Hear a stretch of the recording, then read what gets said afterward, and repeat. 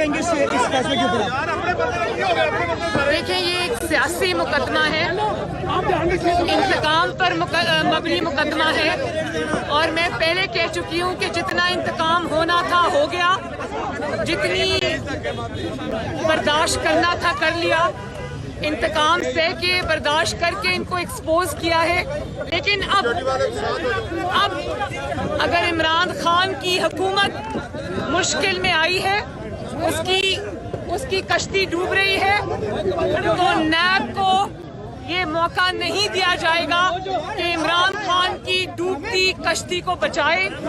उसके लिए political engineering करे और इंतकाम करे। तो इसलिए मैंने ये फैसला किया था कि इनके इंतकाम को रोकना भी है, उसका मुकाबला भी करना है, और इस दफा इनके लिए आसान शिकार नहीं बनना।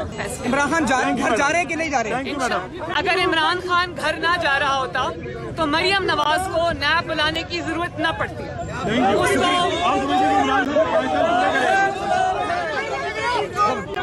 और बात यह है कि शायद तारीख में पहली मर्तबा तारीख में पहली मर्तबा शायद नैब की जो भयानक तारीख है उसमें पहली मर्तबा नैब को शायद रेड जोन डिक्लेयर किया जा रहा है। इसी से पता चलता है कि एक निहत्ती औरत का कितना खौफ है, नवाज शरीफ का कितना खौफ है, अवाम का कितना खौफ है, और उस खौफ से ये थर थर कांप रहे हैं और पूरे को इलाके को रेड जोन डिक्लेयर कर दिए।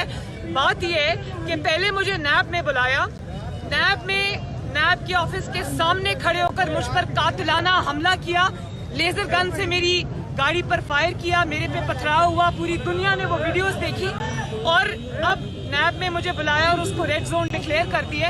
तो यहीं से पता चल रहा है कि कौन खौफ में और कौन घर जा रहा है। मैं तो जा रही हूँ। इख्तिलाफात को जरा क्लियर कर दीजिए कि आप दोनों पार्टियों में कोई बड़े इख्तिलाफात नहीं है? कोई इख्तिलाफात नहीं है, वो पॉलिटिकल पार्टी है, उनकी अपनी स्ट्रैटेजी है,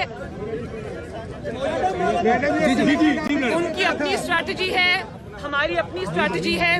कुछ कॉमन गोल्स हैं जिस पे हम पीडीएम में इकट्ठे हैं, और सियासत में उतार चढ़ाव आते रहते हैं। बिलावल से मेरा एक अच्छा ताल्लुक है, और मैं नवाज शरीफ की बेटी हूँ। मैं रवादारी की सियासत और ताल्लुकात को निभाना जानती हूँ, इसलिए मैं कुछ नहीं कहना चाहती। नैब को चला कौन रहा है ये?